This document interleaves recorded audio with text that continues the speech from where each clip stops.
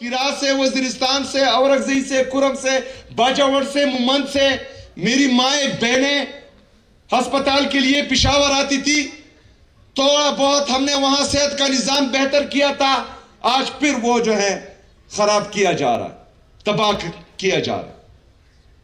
जिन लोगों ने अपने लिए अपनी जिंदगी की तमाम जमा पूंजी जमा की थी और अपने लिए घर बनाए थे, वफाकी हुकूमत ने पिछले ऑपरेशंस में उनके लिए 4 लाख रुपए का ऐलान किया था। 4 लाख में कौन सा घर बनता है, किसका घर बनता है, कौन बनाता है? इनके कालीन भी 4 लाख रुपए में नहीं आते, इनके जो बीवी के सैंडल है वो भी 4 लाख में नहीं आते। और हमारे जो घर तबाह हुए हैं उनके लिए 4 लाख। और इससे बड़ी शर्म की बात इनके लिए यह है कि वो 4 लाख रुपए भी उनको नहीं दिए गए जिनके घर बार तबाह हुए। जो बकाखेल नॉर्थ वजीरिस्तान के लोग आईडीपीज हुए, इन्होंने वादा किया था कि मंथली इनको पैसे देंगे, उनको पैसे नहीं दिए जा रहे। सूबाई हुकूमत उनको पैसे दे रही है।